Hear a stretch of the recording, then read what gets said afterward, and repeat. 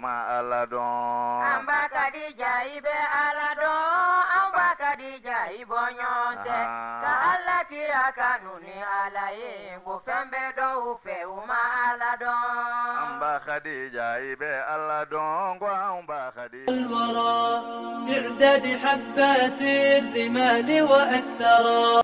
Bonjour à vous chers fidèles téléspectateurs et merci de nous avoir rejoints pour votre émission culinaire Guatelema.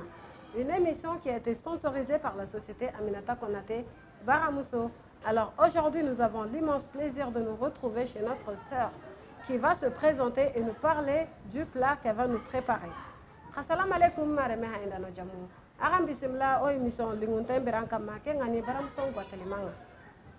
Lenki alla do lirange mundi o mare nyagaren karai awdu gutana ni du presento yi ada gamuda na igande be da baroda awdu gutana ni raqela dina mo kon kono da ngani assalamu alaikum ne balma muso wa alaikum salam to ko juma jamuduma na to madam jara Fatmata Sissoko madam jara ka bo quartier jumana ka bo falaje so 10e carré Fatmata madam jara ika wala sera ini balma muso de be kuma la mor muso sunu ka bo société Aminata Konaté la ni bela jele bale do ni baramuso yi ika wala sera ma be kan na ife falaje donc a jara ni vraiment abenama donc iya wala nta do ibina femindla ka neira neni an filɛ baga jamaw la n bɛ fɛ i k'i da de don la ko ɲɛfɔli k'an ye dɔɔni bon ne bɛna min dilan bi ne bɛna baramuso mɔgɔw ka cɛkɛ de dilan baramuso mɔgɔw ka cɛkɛ a tiɲɛ yɛrɛ la o kɔni o ye damu dan ye koyi wa a bɛ tobi lafiya fɛnɛ kɔnɔna na kosɛbɛ ayiwa madame Jara ne bɛ fɛ k'a dɔn pour que k'i ka cɛkɛ dumanba in dilan e mako bɛ se kɛ fɛn minnu ma i k'u yira an na dɔɔni bon ne mago bɛ se kɛ fɛn minnu ma ne mago bɛ se jɛgɛ ma ne ba jɛgɛ de bon n y'o san n bɛn'o kɛ n ka cɛkɛ la n bɛna jaba k'a la n bɛ tomati k'a la n bɛ poivron ni kɔngɔ ninnu bɛɛ dɔ k'a la ani sɛfan ninnu ni karɔti ninnu bon n bɛn'olu bɛɛ dɔɔni dɔɔni k'a la nin bɛɛ de bɛna k'a la bi ta ye kɔni cɛ yɛrɛ la o yɛrɛ ɲɛ b'a la cogo min bi ta on va se régaler hein. Chers téléspectateurs, comme vous le voyez, dans notre habitude, nous ne sommes pas venus les mains vides. Nous avons emmené les produits Baramousso pour donner à notre sœur, Madame Jara, pour l'aider à faciliter sa tâche dans sa cuisson. Aïwa, mare me hainda no jamu komi aga ya kanga e mogombe, o kiti duro mare kato mare na garakede. Oro Baramousso produit ni likata pour anidu dema, ni gandilinge ke dabari ne wedi jowedi. Ado senoedi. Aïwa Madame Jara comme il bora ka fo chogo mina ki fe ko ka cheke de la. A cheke ko vraiment a jara nyoko jugu. Baramuso mo amani ne ko de anana ni baramuso ka produit ye. Cheke bala fa chama bala pour que ki deme ki ka cheke du mamba endla. Lafia kono, sania kono, no ko yada. Baramuso mo kon nani be ya. Ne ka dumuni basement yɔrɔ walahi an tɛ se ka fɔ baramuso mɔgɔw ka ko la ala k'u bolo m'u ka baara la ala ka barika don baramuso mɔgɔw ka fɛn bɛɛ la baramuso mɔgɔw yɛrɛ ka fɛnw nana an muso lafiyali de kama walahi comme baramuso mɔgɔw ka produit bɔra don an musolakaw lafiyara an bɛ dugawu de k'u ye ala k'u bolo m'u ka baara la k'u ka baara sankɔrɔta u ye n'o tɛ kuma foyi t'an da walahi amina komi n bɔra ka n ka cɛkɛ ni n ka logo ni n ka jɛgɛw yira o la sisan nɔ bon sisan turu sera belebelew ka belebele ma n'o ye baramuso mɔgɔw ka produit ye sisan nɔ poivre bɛ k'a la layi bɛ k'a la ani persil ni céleri n bɛ kɔgɔ dɔɔni fɛnɛ k'a la ani u ka sɛbamugu baramuso mɔgɔw ka tulu yɛrɛ n b'o fɛnɛ k'a la ani u ka moutarde ani foronto bɛɛ b'a dɔn foronto kɔni ka di cɛkɛ la ani u ka fɛn mugu nin gɛrɛji mugu nin o yɛrɛ ka di jɛgɛ jeninen na fo k'a faga n bɛna olu k'a la n'o tɛ cɛkɛ in yɛrɛ cɛkɛ ko in diyara n ye fo k'a faga awɔ baramuso mɔgɔw ka cɛkɛ in ka ɲi fo k'a faga fɔlɔ la an bɛ taa cɛkɛw san k'u tɔmɔ k'u ko k'u bugubugu ka yɛlɛni ni fɛn o baaraw ka ca kojugu wa baramuso mɔgɔw ye musow lafiya cɛkɛ ko in na yɛrɛ de walayi kuma foyi t'an da kɔnɔ k'a fɔ baramuso mɔgɔw ye i da i ka sasini dafara dɔrɔn k'a kɛ tasa kɔnɔ ka ji dɔɔni k'a la k'a sigi i b'a yɛlɛn ko kelen kɛ o y'a bannen walayi baramuso mɔgɔ an tɛ se ka foyi de f'u la walayi ala k'u sara dɔrɔn ala k'u sara k'u bolo m'u ka baara la ala k'u ka baara taa ɲɛ ala k'o dugawu minɛ amina. Chers téléspectateurs, comme nous l'a si bien dit notre sœur Madame Jara, que pour préparer son bon tchèque de Baramousso, qu'elle aura besoin du poisson, préparer son tchèque. Là, voilà son poisson, elle les a lavés. Et qu'elle avait également besoin de l'oignon, du poivron, des œufs, du concombre, de la carotte et de la tomate et du persil. Sans oublier les produits de Baramuso. Là, le poivre de Baramuso, la l'ail en poudre de Baramuso, céleri en poudre de Baramuso, persil en poudre de Baramuso, l'huile de Baramuso et la moutarde de Baramuso. Elle a également besoin du piment de Baramuso, la grillade de Baramuso pour son poisson, le bouillon poulet en poudre de Baramuso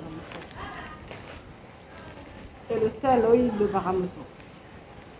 Sans oublier le tchèque de Baramuso. Là, le tchèque, comme vous le voyez, il est conditionné dans un sachet de 1 kg. Donc, il n'y a aucun mélange, c'est 100% tchèque de Baramuso. Aywa, mare me handa na jamungo agada ngare mugombe o mare ngare madame Diarra Fatmata atida tchèque nya da baroda ngani wa po ni tchèque le ke da bari ha juwo ke nya kay kenya ha kene ki aranya ka ke yanka na qurani to kana dangere nga ati ha juwo ke ne maka hu kay kenga ni concombre poivron jaba selinele persili karoti ado tomati ati kana da kenchu imari gota halare I haju ko ni baram son produit nu kungo kitengurere poivre jura ngokendi baram son poivre jura persili ngokendi lai ngadi celery ngadi baram son sape oil ngadi baram son mutardi kyan kawi kitengurere baram son tigate be so atu cheken ken tege ni tigate halle baram son fronto associé kyan kawaya baram son ya don kawi maka ya jiwo ki ne kyan kai ado baram son sheka jura atima ngure khanto ngahalle kenga ni baram son cheken aka su ya kayo ke cheke ganne ngai na cheken gaga na kaya nyaga mungadi ko chungadi khake cheke kenke ana mantenya na ordome no gondi 1 kg. Donc ana uta tani na mana kera kembo ko tani na romine yo kendi na jibuchi ne rakamatani kenna nche kenda barentenya na segendi kagane ay baram son choron ko yo la kayam bana kanne maka sisa yan nga baradam nem nan tiga ko baram so mo ko ka jela ko safni ko kan safne jin kasakadi wa fene na kadi ba ke yoro joshi jila ibe senga ke dem senu nga fini nga ba kasaja wa surtout am musola ka yere nam tobil dam ne do nga to kan tiga ko baram so ka jela o dorone nyokonte sisa nan tiga ko adonna تعداد حبات الرمال ala nyenga daga sigi tasmaga on ala je samna nga cheke dafara kakala no e baram so mo ka cheke awo baram so mo ka cheke ngoni wa yebe baram so mo ka cheke na cheke katimi ko tudu katimi ada katimi na fole ni wa be bugun fena ai ara nye wala sanye ne ka baram so cheke de tanto bo sisan no mina ke daga la ni ntila ngite daga finena me baram so mo ka cheke ibe to ka jikala donon fo ka tanyigi nyata la ni apage flareta abe bugu wa puis be jikala puis abe bugu ngata awo ibe to ka jikala donon fo ka tan ay fe no kero re ba ke ntina doro yele ale be fin mo jolle yele ngo kilinoro ni ji ala bodore ba yele ngo kilinge chana way barako o de abani ale ko ni bisigi doro ni dumni totora ere kelen doro be wuli ki ka daga sigi abana baram so mo ko no ya la fiare surtout chegere ni wi ga dara ga chege be wuli ere mani je be wuli ba daga sigi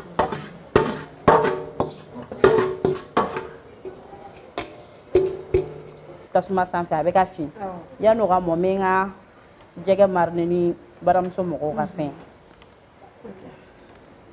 nin ye baramuso mɔgɔw ka poivre de ye baramuso mɔgɔw ka poivre a bɛ kɛ fɛn caman na dɛ n'i y'a kɛ nan na a bɛ nan timiya wa n'i y'a kɛ i ka marine ni fɛn ninnu fɛn na a b'olu ɲɛ surtout jɛgɛ ni sogo ninnu i b'a k'olu la wa a ka di an ka nanw fɛnɛ na Ale filɛ nin ye n'i y'a kɛ ka dumuni na hali ni appétit t'i la i bɛ appétit sɔrɔ. A bɛ appétit sɔrɔ. Buba de b'a la. Bon nin ye baramuso mɔgɔw ka persil ye. Awɔ. U ka persil yɛrɛ filɛ nin ye o fɛnɛ ka ɲi dɛ. O yɛrɛ ka di an ka jɛgɛw la cogo min na. Kasa tigɛla ɲuman. A bɛ jɛgɛ kasa tigɛ yɔrɔnin kelen. Nin ye baramuso mɔgɔw ka céleri fɛnɛ. Bon olu ka céleri in fɛnɛ filɛ a céleri fɛnɛ kasa ka di dɛ. A kasa ka di hali n'an bɛ minnu ja tile la yen. I bɛ nin san dɔrɔn k'a mugu bila i kɛrɛfɛ. A bɛ kɔni n y'a ko n y'a susu. O si t'a la. Dilannen bannen sanuya la. Bon nin ye baramuso mɔgɔw ka lait ye. O ka lait in fɛnɛ a kasa ka di a n'an ka lait bɛɛ ye kelen an bɛ lait min san tantɔ k'a susu. A kasa ka di fo k'a faga n'o yɛrɛ bɛɛ bɛ taa. A wari man ca yɛrɛ a wari man ca yɛrɛ dɔrɔmɛ 5 dɔrɔn. A b'i ka dumuni kasa ja wa a bɛ gu d'a ma. N'u ka sɛba baramuso mɔgɔw ka sɛba in fɛnɛ o bɛ kɛ dumuni bɛɛ de la. Nafaba de b'a la dɛ n'i y'a kɛ dumuni o dumuni na a bɛ ka dumuni sankɔrɔta. Bon n'i y'u ka kɔgɔ fɛnɛ baramuso mɔgɔw ka kɔgɔ a kɔgɔ ka ɲi nɔ n fɛnɛ baramuso mɔgɔw ka moutarde in filɛ a ka di fo k'a faga. I mana kɛ dumuni o dumuni na surtout an ka sauce vinaigrette ninnu yɛrɛ n'an bɛ salati ni fɛnw dilan a ka d'olu la trop ne yɛrɛ filɛ n'a bɛ ne bolo ne bɛ to ka n bolo de kala ka fɛn k'a ni jɔsi da kɔnɔ. Baramuso moutarde ko kɔni diya dan de. Baramuso mɔgɔw ka moutarde u ka moutarde ka di dɛ. A diya ko kuma tɛ se ka fɔ ka ban. A tɛ se ka fɔ ka ban. Bon nin y'u ka tulu fɛnɛ minnu ka tulu dɔɔni k'a la u ka tulu in yɛrɛ o dilannen don n'an ka fɛnw ye yan nɔ an yɛrɛ ka fɛn dilannenw awɔ. I ka tulu gɛrɛgɛrɛ de don ɲagami fosi de t'a la. Ɲagami foyi t'a la bon a fɛnw bɛɛ kɛlen filɛ nin ye a la n bɛna n'a mélanger ka ani ka jɛgɛ don ɲɔgɔn na. Awɔ bon u ka nin giriyadi mugu in fɛnɛ min filɛ nin ye i mana nin k'i ka jɛgɛ yɛrɛ la a ka d'a bɛɛ la surtout sɛ a bɛ kɛ nin bɛɛ de la a b'u bɛɛ ja.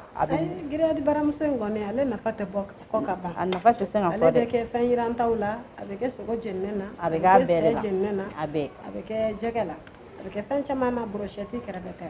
parce que a kɛlen ka musolakaw lafiya trop. تعداد حبات الرمال وأكثر. Bon nin ka jɛgɛ mariner sisan ni baramuso mɔgɔw ka fɛn bon n bɛna datugu dɔɔni yanni ka n ka cɛkɛ mɔ ni n ka cɛkɛ mɔn'o la sisan n bɛ n ka jɛgɛ jira ayiwa aw yɛrɛ ɲɛ b'a la sisan nɔ n ka cɛkɛ yɛlɛnna sisan n bɛna bɔ k'a kɛ. تبارك الرحمن تبارك الرحمن تبارك الرحمن تبارك الرحمن تبارك الرحمن. aw yɛrɛ ɲɛ b'a la sisan n ye n ka jɛgɛ mariner ni baramuso mɔgɔw ka fɛn bɛɛ a la sisan n bɛna yira. تعداد حبات الرمال وأكثر. Chers téléspectateurs, comme vous l'avez si bien vu, notre sœur Madame Diarra vient de faire passer son tchéké à la vapeur une fois. Donc, pour faire passer à la vapeur, un sachet de 1 kg contient 1 litre d'eau. Donc, elle a mis 2 litres d'eau sur 2 paquets. Et vous voyez comment ça a donné le bon résultat du tchéké. Elle a également mis la marinade sur son poisson. Elle a eu besoin du poulet de Baramuso, du poivre en poudre de Baramuso, du sel en poudre de Baramuso, de la moutarde, de l'huile, du vinaigre, du persil et de la l'ail. Et là, elle va faire griller son poisson en attendant. Aïwa, mareme haindana jamu, kwa garangari mokombe, o mare nyagare Madame Diarra. Aigiri chekeke segendina, segeta bane anetane. Chekeke kilo bane sakin nogondi, ana jili tribana arona na segendi. Abuguna magadangi hakendi. Ke hakena kilo no hillayi ke nogondi. Ara jili trino hillanya na segendi tabane ta. An cheke moyi aduguta. Anya reke gabegani, agiri ni reke gada marina de lai, ara baramuson pavur mugun ni gorai, na baramuson sheba jura lai, na baramuson lai lai, na baramuson sapi jura nerai, na baramuson mutardi, ado te, do vinagri, ado grillade. Ara kunchu koloncho ni ri ni reke, na ni reke nyanya, wa ta gonu keta, on a cheke ke igera, on a kempai. On a trinka. Chers téléspectateurs, comme vous le voyez, notre sœur a fini de préparer son bon tchéké et là, elle a terminé de préparer son poisson. ensemble, regardons le spécial de Baramousso. Ayo, mare mahenda no jamo ko makagada ngari mo ndo mare nyakare aduguti cheken dini. Ay kamani nyanya. Osun kai ona Baramousso spécial ona haydo me. Aywa ne balma fle baka jama ko awere nya bala choko me ambal mamso madame Jara ayaka cheke dumambay ayafi atlala. Donc abni jaga rambe nokona anga je anga Baramousso ka spécial ango la je nokona. De l'émission spéciale Baramousso. L'émission spéciale Baramousso est une émission réalisée et présentée par la société Aminata Konaté pour vous donner des informations sur les produits Baramousso. Aujourd'hui, nous allons vous présenter la moutarde Baramousso. La moutarde Baramousso est faite à base des graines de moutarde noire, du vinaigre, du poivre, de l'ail et de l'oignon. La moutarde Baramousso est utilisée pour les vinaigrettes, les grillades pour les poissons, la viande et bien d'autres. Elle est faite en deux genres, épicée et simple. La moutarde Baramousso contient des éléments nutritionnels indispensables. De ce fait, ses bienfaits sont indéniables sur notre santé. Elle est riche en vitamines du groupe A, C et K. La moutarde Baramousso est conditionnée en sachet de 15 grammes, en bidon de 333 ml, de 1 litre et en seau de 5 kg. On la trouve partout, dans les boutiques, les alimentations, les sourous Baramousso, ou vous pouvez aussi faire votre commande sur notre plateforme e-commerce en tapant sourou.baramousso.net et vous serez livré sur place. C'est la fin de l'émission. Nous nous donnons rendez-vous au prochain numéro. Spécial Baramousso Djemukan Tago Konontona Nia Kene Daelele Kabo Société Aminata Konaté la ni bela jele bale do ni Baramousso inaleka baranya shinete dore maka nafon bayele maka ke shashi ukono ka jensen jen fantan nan bela jelina bi jemuga kerengerene no yanga spéciali obe femin kan odi Baramousso ka muktardi Baramousso ale graine kise fimani mini ale be jangamina nga vinaigre lay persil and poivre onanga jaba muktardi Baramousso ale suguya fla ya ambulo ak gansambe ana nyagamini segasegalikelaw ya yira ko Baramousso ka muktardi ate kololo foi la se mo makada ka vitamine mbala odi A C K Baramousso ka muktardi ale suguya damada ya ambulo mini 15 gram balela an 300 ml ani 1 litre ananga 5 kg Baramousso ka muktardi ale soro yoro na soro chugo o mangante ka aw ni ne shi kamana gambli kada ka be soro anga ladala sugula ani Baramousso ka suguda yelelu ananga butigu ananga alimentation abe soro ni bela jelena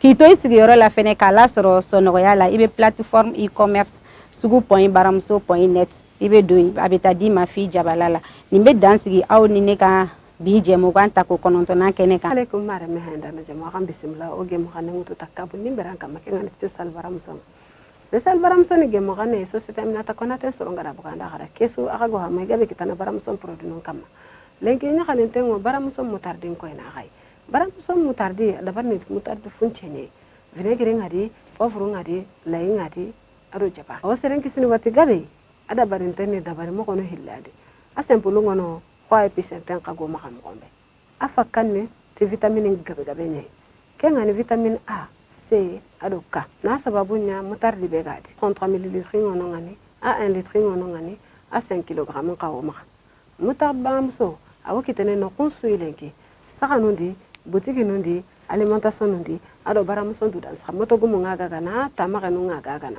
angana munda kana kita nan to kan ta ko dingiranga ano subhana masikia katatan sugu.baramousso.net iwote laki nanga manta ko dingiranga aywa ki ho kinyante nyai oge mo kana ke ututa kabundi nyameranga kenga ni spécial Baramousso mo rendez-vous kinara tata inshallah bye bye Baramousso itaika koye. Chers téléspectateurs, je pense que vous avez y compris grand chose en regardant le spécial de Baramousso. Donc je vous invite à déguster le bon plat que Madame Jara nous a préparé. Aywa mare me hainda no jamon danci magara me gabe kita Baramousso spécial ke hainde no hondi danci magara higa be sagara di aywa nga ka invite ne aga lona chekelenge ke ona higa do mi ne balmamso to ko duma jamuduma ne Fatimata Touridi ne na ben do Baramousso ka tobilima a jara ne ya benane ma Baramousso mo wa cheken anana amuso la ko la felani kama chen tala beletala wa foi tala vraiment jara ni abunya na mayre de Baramousso mo ala ku bulu mu barala ne bo fu ko wolu mando ne bay ku libali de ne dem su ka to bilile do cheken alan chena ajara chen tala nyama fu tala to mali fu tala Baramousso ka cheken yere dama doron tere Baramousso ka na femberi kan ibe ta tobli ibe bara yoro lawo ita bara yoro lawo su erna kadiye bi ka tobli ke mo ko te bi koro maki na fen susu yi mo ko toro ima mo ko toro kuma tala wa jelendo ibi labe ka ifere yere ki sigi ka salon no ibi ka daga sigi ka salon kerefe doro ki ka tobli ke ka ba kulungala fen susu te foi te ka sanka ku kibna nyama mbwala o fene tala iba jelenta chuko mina ibina ke daga kuno chukula ala ncena baramso mo ani ci ani baraji ala ko bulo maka barala ngane be fenkelen fene nyini abse ka nyugu fene faraka pour que anga ko to ka sangorota halsa parce que amalla be ka nga fonke ka anga mani manu berike baramso de bo be sangorota e be fene me fenkelen fene fo musonye u ka blu kuna ka fotange baramso be na songo dogo yara fene kuma fene tala parce que baramso sachino durme duru ni tarani ke me sugula ini kana fen complet chama mbe sorala o kumari do ka fo mbalma muso nyana ka fo musula ko benyana baramso nana la fiali kama ani ce ani barajala ka Antonio. Eh bien voilà, chers fidèles téléspectateurs, nous voilà au terme de notre 21e édition de Guatelima. Je vous donne rendez-vous avec grand plaisir la semaine prochaine sur cette même chaîne, même heure. Aywa, mare meha enda no jamu ke hawo kinyantenya oge mu kanengu tuta tampile do banandi nyeweranga bara musong Guatelimanga. Aywa, ngo rendez-vous kina ga ke chaîne banane kama eri banane ke la semaine prochaine. Bye bye. يا خير الورى تعداد حبات الرمال وأكثر ala kira kanuni alaye wa fembe do fe o ma ala don amba kadija ibe alado amba kadija ibonyonte ka alla kira kanuni alaye go fembe do fe uma alado amba khadija ibe ala